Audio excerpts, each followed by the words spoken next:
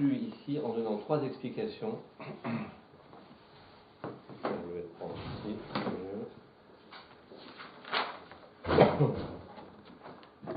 Tamamai, pour quelle raison? Donc pour quelle raison, en fait, il y a partage du réchout entre les deux femmes? Abadi Amar, Zera Shemata, c'est Issa Beshut. Donc quand bien même dans ce cas, elles sont pas en association, une femme est allée prendre chez l'autre ce dont elle avait besoin.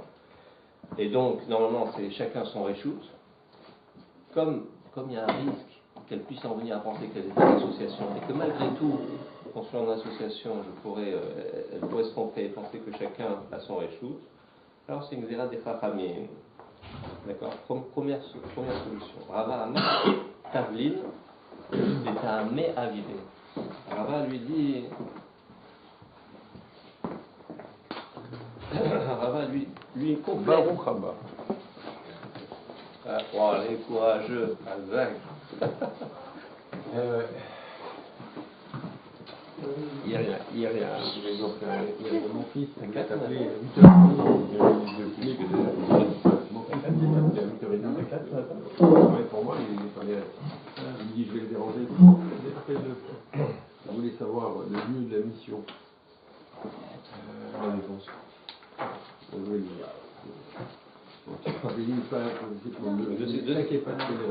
Deuxième raison, alors il n'y a pas de caméra, c'est bon? C'est à main. Donc on attaque la flamme de 7. Je retrouve Hazara de la maison. Ah ouais.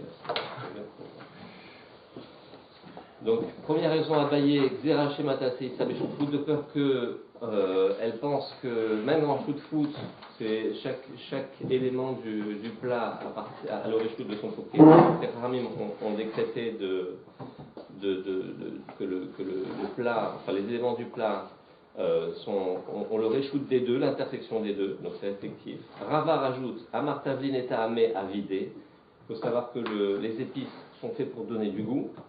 Les Tahamé et l'obatil. Et quand quelque chose donne du taham, on ne peut pas dire qu'il est annulé dans le plat, d'accord? Donc il est nika, il a une réalité, et donc ce plat quelque part appartient aux deux femmes, et donc on ne permet pas, on limite le réchout.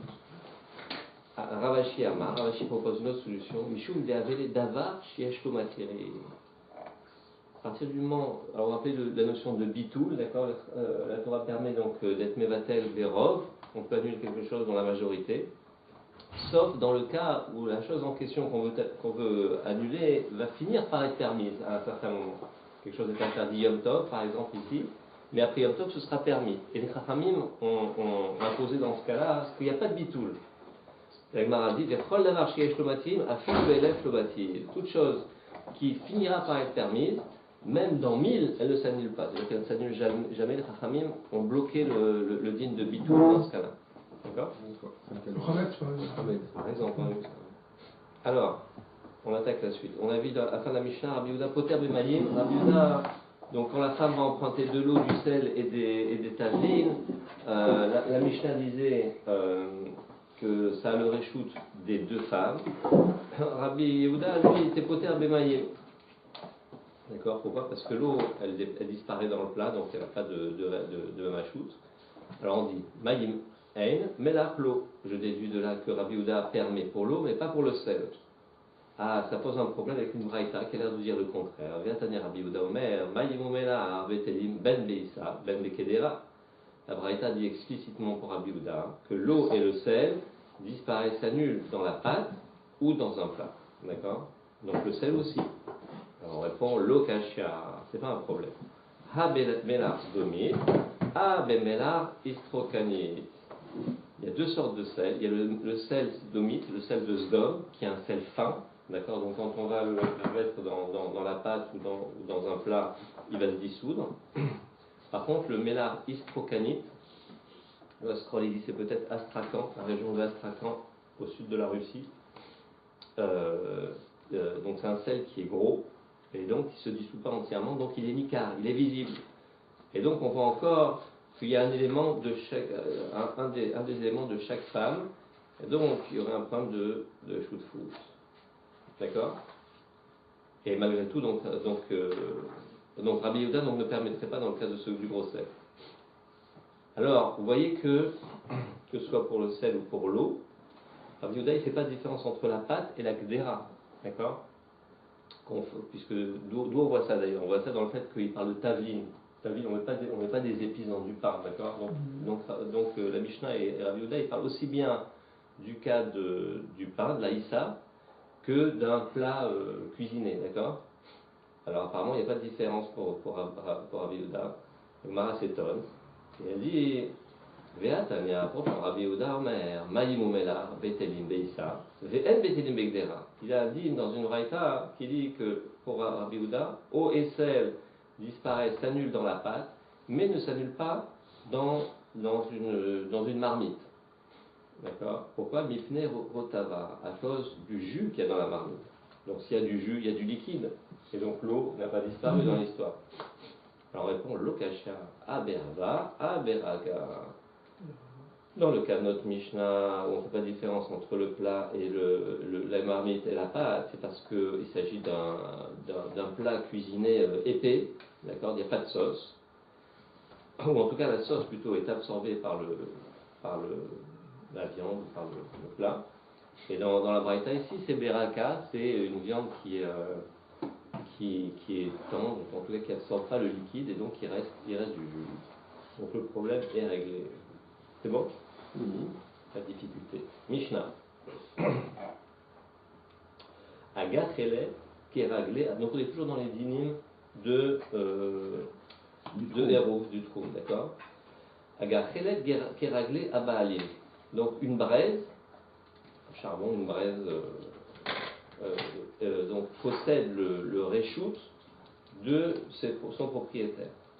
Mais Shale Evet, par contre la flamme, d'accord, Bechol Makom, on peut la transporter dans n'importe quel endroit. D'accord, donc si une flamme si une Gachelet va appartenir à deux Baalim, on aura toujours le même digne de partage, alors qu'une flamme, elle peut être passée de l'un à l'autre, et donc se déplacer d'un reshoot à l'autre, on peut dépasser le trou, d'accord? Alors que la braise, quoi? Alors que la braise, non, c'est comme un objet. Elle a le reshoot de celui qui la possède. Là, il n'y a pas de tridouche. Le tridouche, il est sur Shal Evet. D'accord?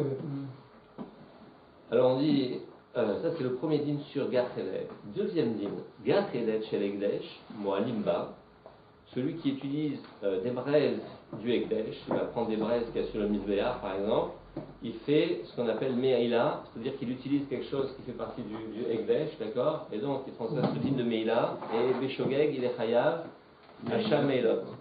Meila, ça veut dire, on va dire, Utilisation d'un truc avec des.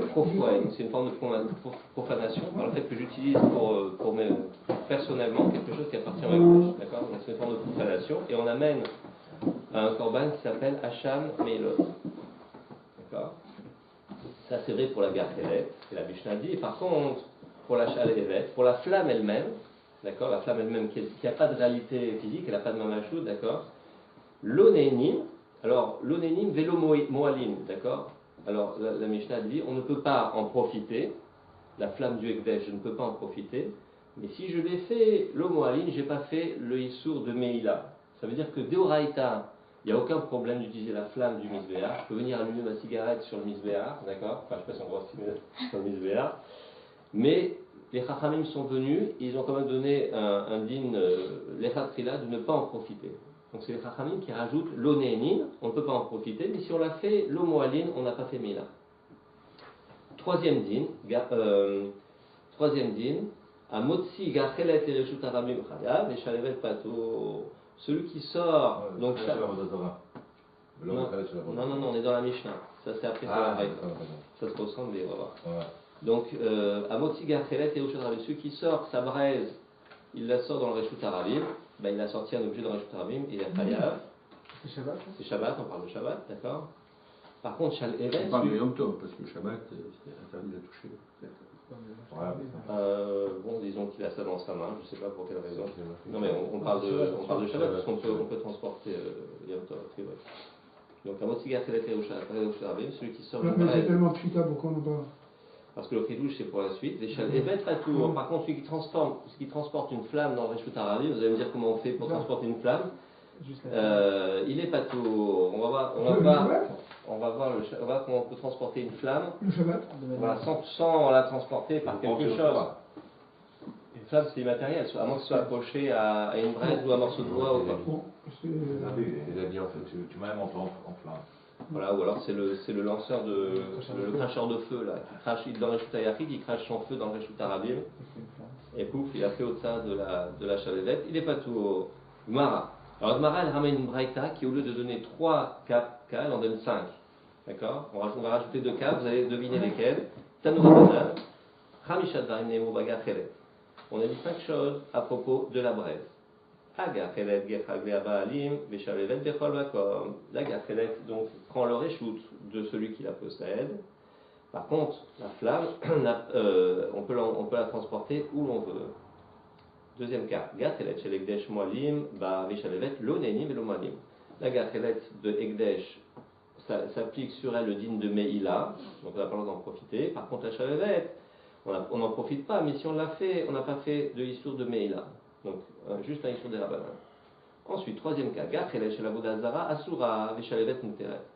Celui qui veut utiliser et prendre une braise d'une Avodazara, ça c'est interdit. Par contre, celui qui prendrait de la flamme de la Avodazara, c'est permis. Alors bon, tout le monde n'est pas d'accord là-dessus, si c'est directement la flamme, ou si on prend à partir d'une flamme qui vient de...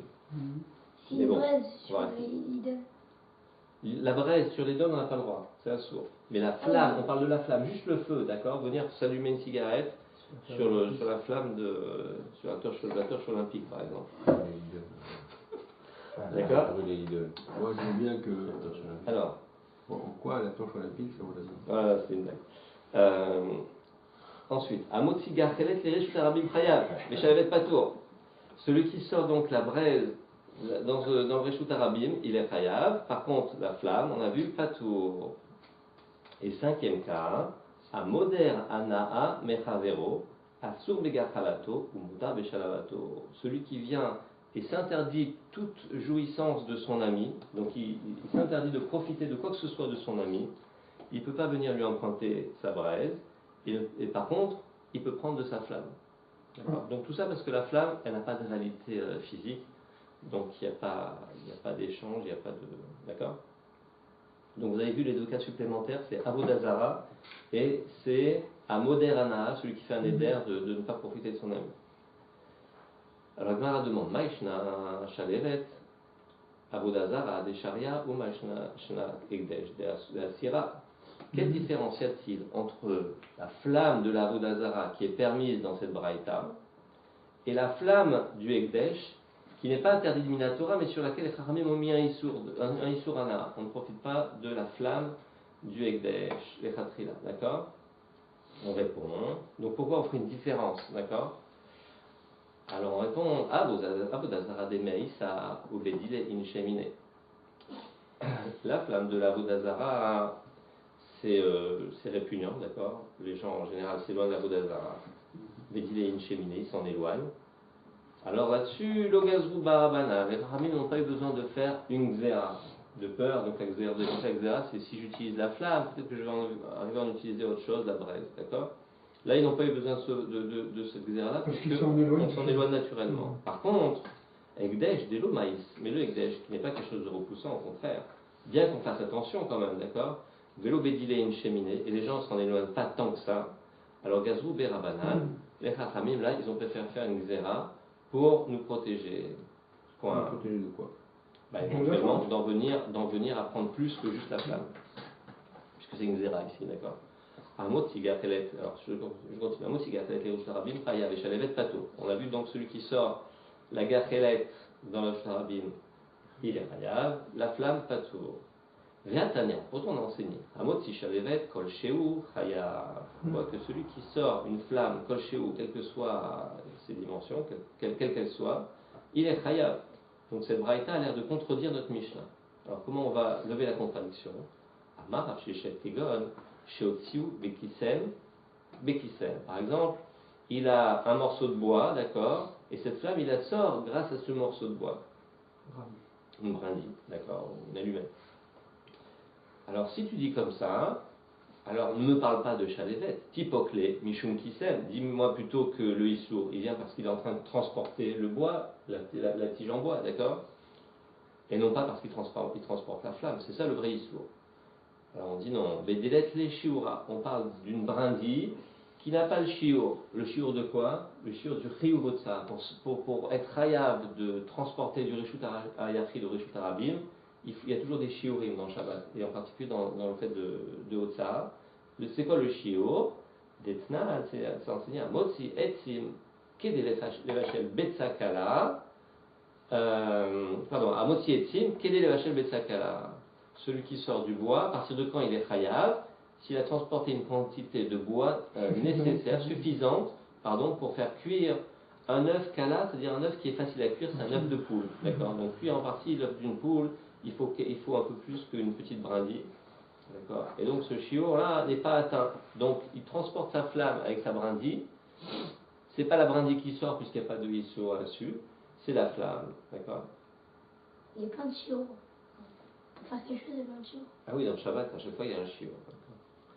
Alors, Abaye n'est pas satisfait par cette réponse, cette lecture, en tout cas, cette façon de lever la difficulté, parce qu'une brindille, si j'enflamme une brindille, je n'ai pas le temps de me déplacer, qu'elle est déjà brûlée. Alors, il dit non, c'est un peu plus compliqué que ça. Il dit Amar Kegot des Shaifé, Mané, Mashra.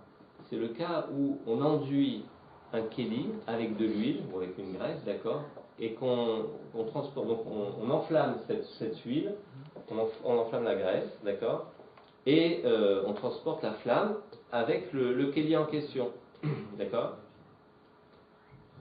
Veatlebe Nora, donc je relis, Kegon des Shaifé Mané Mashra, Veatlebe Nora. Donc on met de l'huile. Il met de l'huile sur le mané, sur le kéli, et il transporte. on annule. Voilà, on annule, on transporte ce feu-là. Et ça, ce serait assourd. Alors on dit Vétipok, les Michou Mané, à ce moment-là, on ne regarde pas la flamme, c'est le mané, c'est le kéli qu'il est en train de transporter, d'accord?